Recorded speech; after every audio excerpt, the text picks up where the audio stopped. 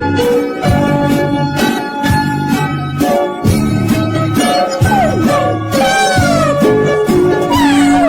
kumpare ko'y wala na, nagpunta sa ibang bansa.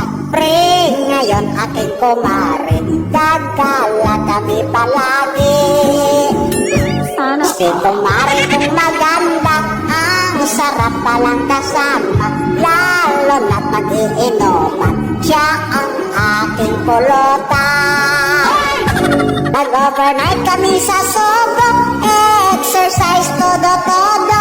Tuhod ko ay nanghina, mukha ko ay namutla.